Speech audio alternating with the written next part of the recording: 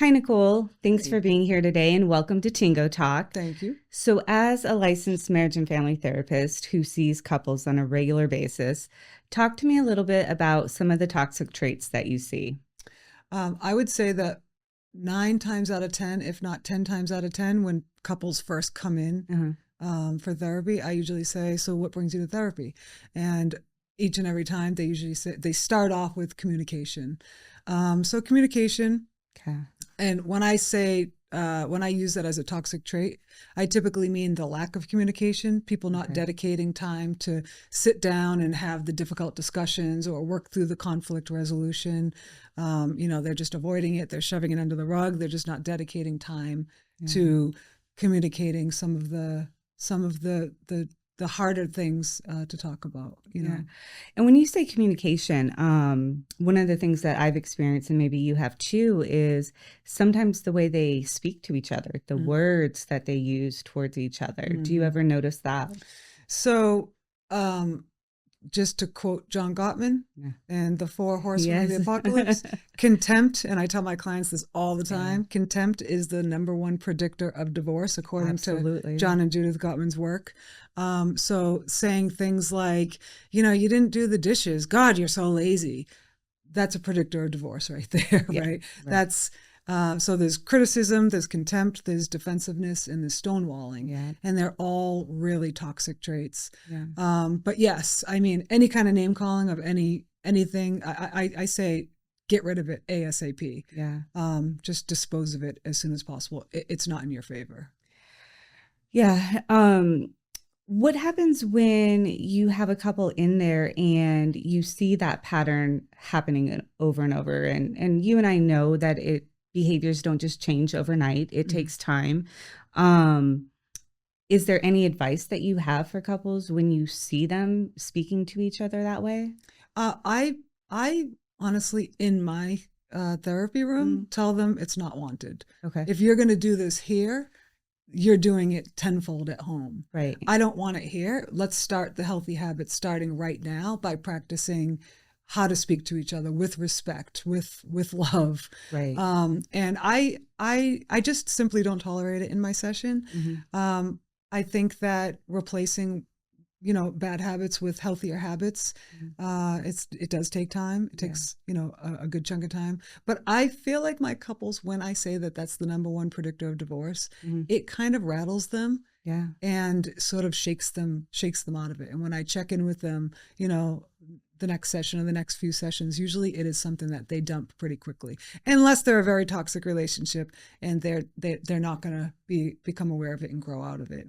It's a Right. little bit of a different story. Yeah, and I love that because if it's not happening in the office with somebody else coaching them, helping them through that, it's not happening outside of the Yeah. office. Yeah. So So if they're it bringing starts it there. right back in Yeah. again, there's Yeah. there's more to it going on. They're not just there because they want help. They're there because either they're dragging the other one to therapy, which never really works out in couples therapy if you have to drag the other one. You know, Right. Right. um, What about staying on the topic of communication? Do you ever see that many times couples just have never learned how to communicate? I tell my clients all the time, we weren't taught in school. Yes. Most Yes. most times it wasn't modeled for us in our families. Yes. Sometimes we can blame 100%. sometimes we can blame our parents. Right. Sometimes we just have to realize they did the best that they could do. There's that term good enough mothering. Yeah. I like to use the term good enough parenting. You can Yeah. only do, a little bit better than maybe what was modeled for you. Yeah. Hopefully sometimes a lot better, but I say, let's learn it here. Right. There's no better time to learn it. Some people come to me in their 50s, 60s. I work with a couple in their 70s.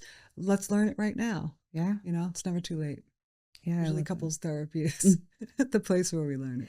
Yeah. What about safety? I often sometimes see people don't feel safe communicating their Mhm. feelings and not always because of the other person, but once again, going back to maybe they never learned, it was never modeled. So it Mhm. can feel very scary to be vulnerable, to be honest about how you're feeling.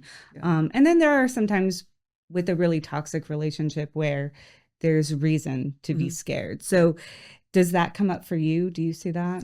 Yeah, and where I think I see it mostly with the couples where we get into conflict Mm-hmm. and one wants to resolve it right now, Yeah. and the other one's saying, I need space. I don't want to resolve it right The now. runner and the chaser. The runner and the chaser, Yeah. right? Yeah.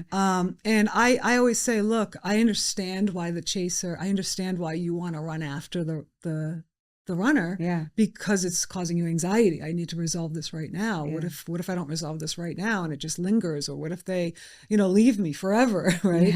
Yeah. So what I usually say is, let that person have space, Yes. but that person who needs space, let that person who wants to resolve it now, let them know, give them a time frame. Hey, I need some space, but I only need 20 minutes, or I need maybe 24 hours, but I'm going to return. So let's meet for coffee tomorrow morning and talk about this. Because when our emotions are escalated, our blood pressure's up. We can't creatively think. We can't come to a decent resolution when we're The brain can't process anything when the brain's flipped. It needs cortisol, time to calm down. Yes. adrenaline. We need to be soothed and calm down in order to really have resolution. Once again, agree 100%. Break is necessary, but I love that you point that out. Most of the time, people in general need to know when the other person is going to come back and be open, be ready to have a conversation again. So that time, whether it be 20 minutes or the next day, is so important. Yeah. And I think I think it's okay to take that time. Absolutely. And I think it's even okay to take, into the next day. I think that where it becomes a little problematic is when somebody takes days. Mm-hmm. Now that just almost feels cruel. And avoidant. Yes. And it really sets off the anxiety of the person who just really feels like they want to resolve or need to resolve. Right. And everyone's different, but in my experience, I haven't found many people that, especially after a good night's sleep, that some of those, levels they do come down at that point, to where conversation can be had, things can be processed. Yeah. Now, what would change that would be is if somebody came in arguing or yelling right off the bat, then of course those levels are going to shoot right back up. So, but hopefully that wouldn't be the case, and typically isn't, if both people take time to take a break and actually process what the other person said. Yeah. And I think, I utilize that in my own relationship. Yeah. I'll say, if we have a little bit of conflict at night, I say, let's get a good night's sleep and let's do it over coffee, because I am at my best over coffee and after a good night's sleep. I'm not at my best at night. I'm tired. I've worked all day. I don't have the same, let's get creativity in my thought process. Right. So, yeah. Anything else with communication or any other toxic traits that you tend to see in relationships? I would say that raising your voice, talking down to the other person, not listening, waiting to respond, quickly defending as opposed to just trying to listen and maybe validate how the other person, what they said that they experienced and what they felt. But instead, people sometimes want to just jump to the defense. They want to jump to respond. They're just listening to respond. I see that as a toxic trait, right? Respectfully, if you can sit down and you can really listen and then reiterate back what you heard and even reiterate back, how that person said that they felt. And empathize with that emotion, right? Yeah. Absolutely. And one thing that I'll say to a lot of my clients that I work with is, if you tend to get defensive, build in a statement to give yourself a break. So, and this actually came from somebody I know, and I loved it so much and felt it was so effective. I use it now, to say to the other person, thank you for sharing that with me. I'm going to need some time to process that, and I will get back to you. I love that. Yeah. Because once again, if you're going to get defensive, or you want to naturally just protect yourself, because, it criticism doesn't always feel good, Right, you right. know, especially if it's coming across that way. So taking a moment, once again, taking that break, Mm-hmm. giving yourself time to process it, and then calmly being able to hear what they said Yeah. and then actually respond without that defensiveness. Right, right. And you know, I think that removing like you Yes. made me feel this way. The I statements, right? They're fighting Yeah. words, right? So if you just say like this is how I felt Yeah. about the situation, then that I think that does remove that defensiveness Yeah. and that desire to want to, instantly come to the, sort of protect oneself. But if you just hear like, that made me feel hurt. Yeah. Well, then we can kind of say, well, I'm sorry that that made you feel hurt. I'm sorry that that made you sad. I'm sorry Yeah. that that made you feel afraid. Right. So you're tending to the person's wound instead of wanting to just defend, where now we're just leaving them with their open wound by themselves. Yeah. You know. Absolutely. Any other toxic traits that you see? Yeah, I mean, I think that when couples get into a relationship and they become almost so comfortable that they neglect Mm. and even become indifferent. Yeah. So when we get into a relationship in the beginning stages, we're taking that extra shower, we're cleaning our car to make sure it's a little, clean, we're spraying the extra perfume or cologne, making sure that our, clothes are on point, whatever Yeah. it is. But what I see with the couples that I work with, they're watching TV and they're not even pausing the show when their spouse walks through the door to greet them with a hug or a kiss. They're not putting that time and attention on the details. They're just neglecting each other in ways that is not why we got into this in the first place, right? We got into it for for all kinds of good feeling, Yeah. good feeling things. And I love like the plant analogy or the flower analogy. You have to water Yeah. it. And it's that way in a Yeah. relationship. If you're not tending to it, watering it on a regular basis, it will die. And forever. I tell my Yeah. clients, this is from now until eternity. Like this is Yeah. from now until, we're not here anymore. Yeah. You have Absolutely. to, you have to tend to your relationship. Yeah. And I think it doesn't always have to feel hard. Like, and that's probably where some of the toxic issues come in. If tending to the relationship is feeling hard or difficult, what else is going on? Yeah. When your partner walks in the door, if it's a loving relationship, you're going to want to greet them. Right. You're going to want to see how their day was. You'll look forward to spending time with them, talking about future plans, things that you want to do. And that's another one too, right? Yeah. If we're not talking about goals and future plans together, and I don't know that you want to move to Hawaii one day, and I have the idea that I want to maybe move to Brazil. Yeah. Well, this might not work out. Could be an issue. It could be an issue, right? Yeah. So I do. I think that the avoidance of talking about future goals, weekly tasks, weekly goals, even just not, it goes back to that communication piece, right? Like just the lack of communication altogether. I know life is busy, there's jobs and kids and hobbies and all kinds of things, but you have to keep the communication. We have texting and I don't think texting is the only avenue. It should be texting and phone calls and sitting down and making time for each other every week to do, even just a check-in, right? How is it? How are things going? They're going pretty good for me. Well, I noticed that like you didn't even like barely do any of the chores this week. Then we can just check in with each other and make sure that this is going smoothly. Speaking of that, do you ever notice couples having that invisible ledger, the tit for tat? I do, and I do, and there's a lot of it, right? Especially when there's kids involved. But even if there aren't any kids involved, there's a lot of that tit for tat. And I say, pick your strong suits. What do you like to do most?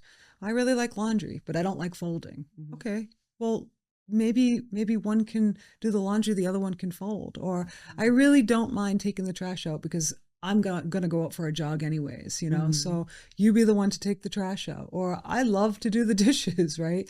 Some couples don't like to do any of it. Right. So you do have to just kind of pick and choose what you think would feel right. And maybe you could switch it up the next week. So one week I have these chores, the next week, let me try to take the toilets, right? Nobody really wants to do the toilets, but so yeah, I think that unfortunately, if we don't have a maid, a butler, a cook, we're going to run into some of these problems when we live with each other. They're just day-to-day, mundane things that have to get done, and it's not the luxurious part of a relationship, right? But going back to,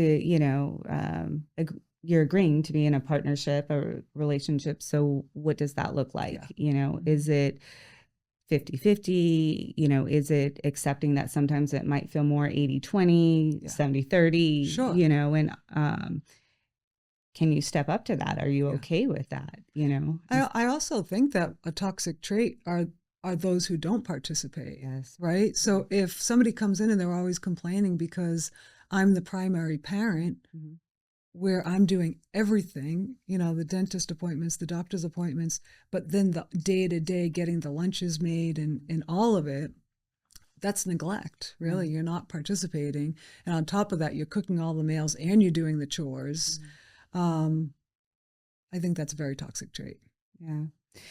And I would agree with you, especially if it wasn't agreed upon early in the relationship. Exactly, yeah. Because everyone has different preferences, sure. But kind of going back to that initial communication, like, are we on the same page with this? Right.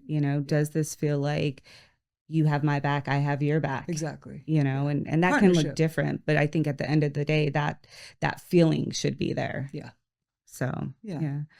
So speaking about relationships and toxic traits, when trust is broken is a big one. And we see a lot of couples come in when the trust has been broken in a relationship. Talk to me about that. So when trust has been broken in a relationship, specifically tied to infidelity, it's a hard one. Absolutely. And I let my couples know this is not going to be an easy repair. It's not going to be, we're not going to work through this in a couple of sessions. We don't know how long it's going to take. But the person who does break the trust, I let them know you really have to put a lot of work into this. If you're on your cell phone and you're noticing your partner's getting really uneasy, hey, take a peek. This is what I'm doing. I'm just getting something on Uber Eats, just try to gain that trust back and put that time and attention and apologize. When you see them hurt, I'm really sorry that you're feeling hurt right now. Right. Take ownership of what you did and continue. And again, we don't know how long this is going to take. Yeah. And that's a really good point. A lot of times in relationships, it's not, you don't end up just apologizing once. It is a ongoing, because there will be triggers at points, and recognizing that when your partner's triggered from that trust being broken, that's the time to remind them that you are sorry. These are the things that you're working on to rebuild that.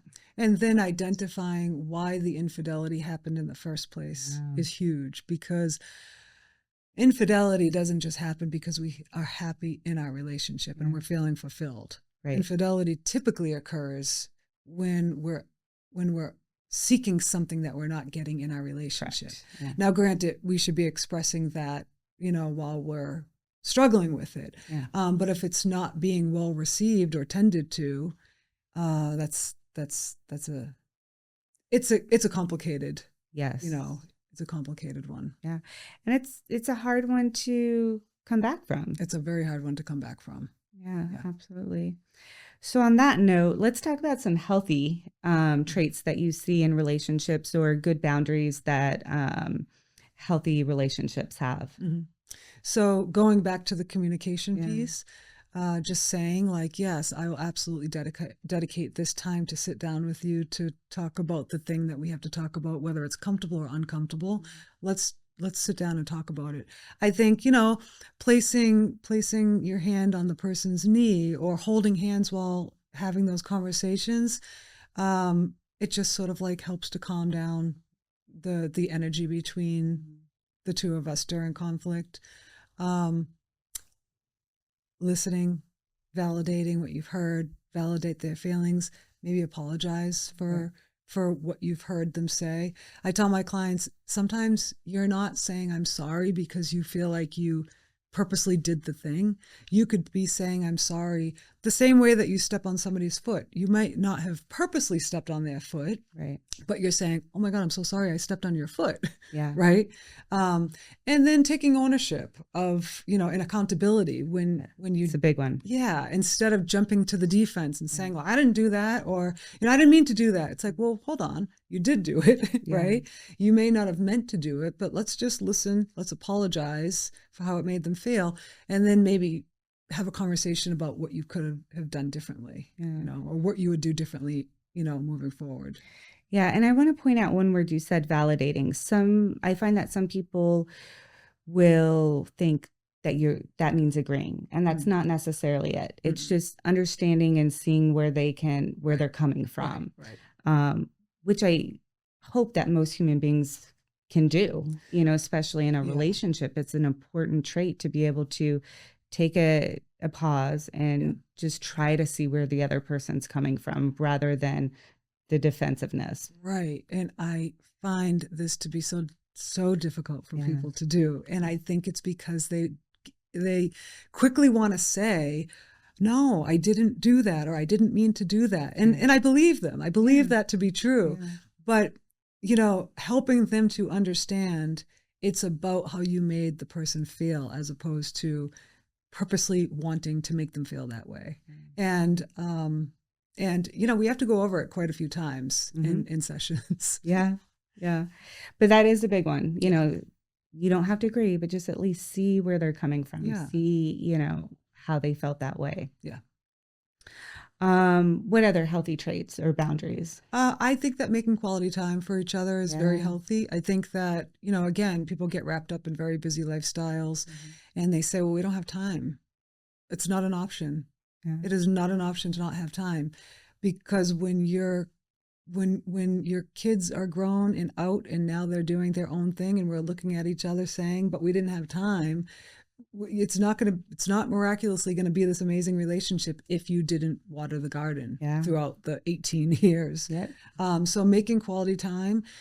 I tell my couples, you don't have to spend money. You don't have to go to a restaurant. You could put a blanket on the living room floor, light some candles, get the cell phones away, turn the TV off, and ask each other questions, or draw each other, paint each other, do a puzzle, inquire about each other in a way that doesn't talk about the kids, that doesn't talk about work, that doesn't talk about, household responsibilities and finances.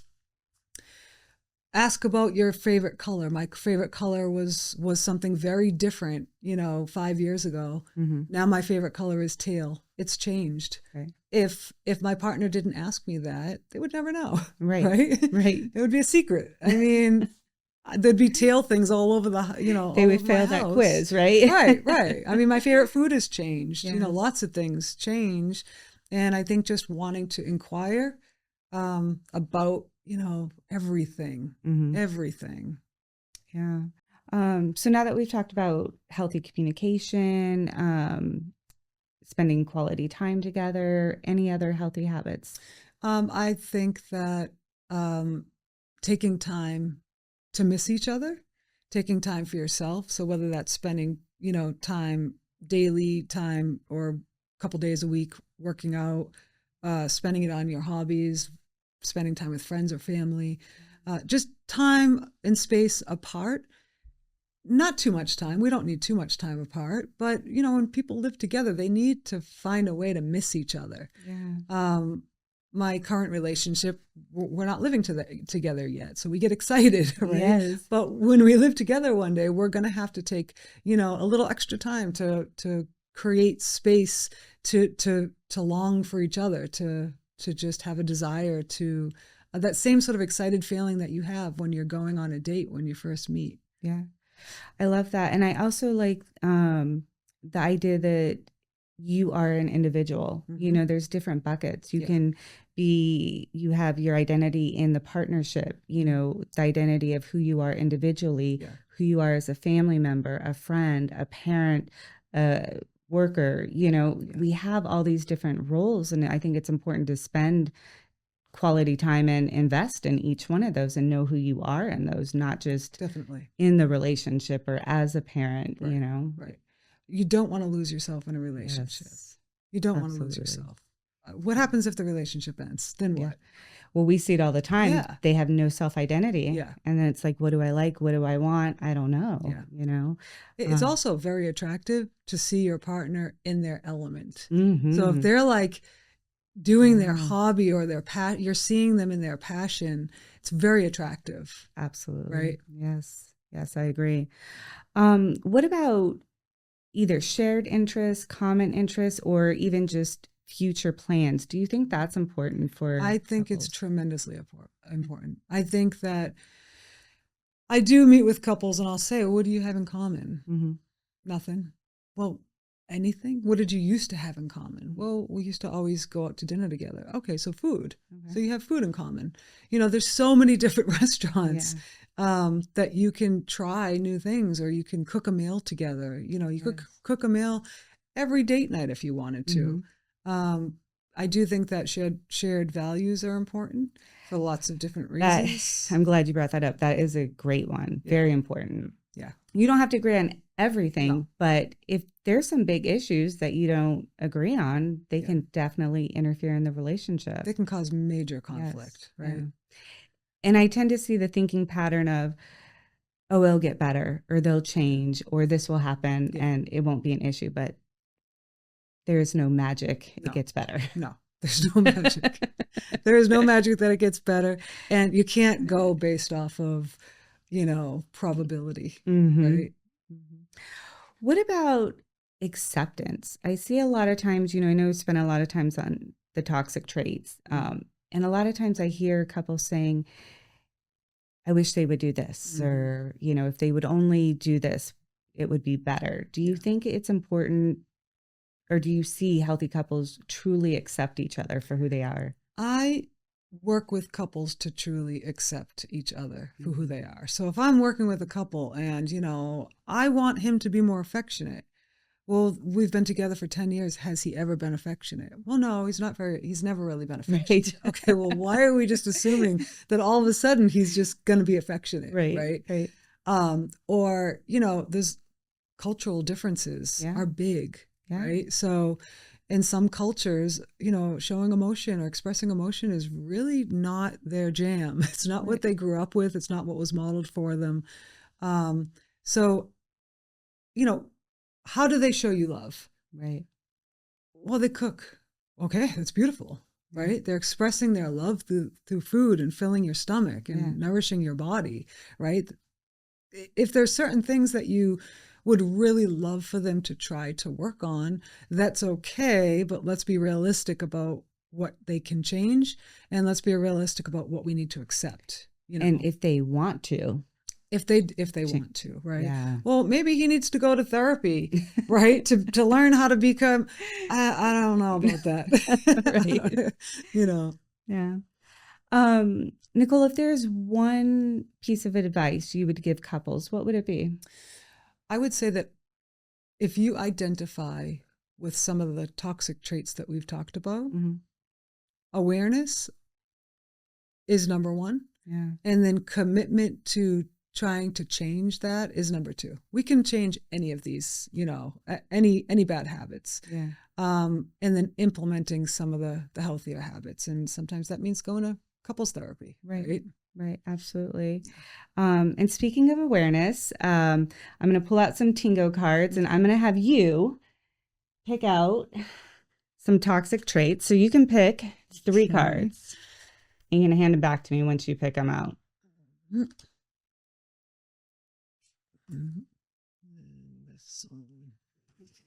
Okay. All right, Nicole, let me see these cards that you got. So I'm going to read them to you, and then I want you to tell me if this is you or somebody you know. Okay. You don't have to actually call them out name-wise, but we'll start there.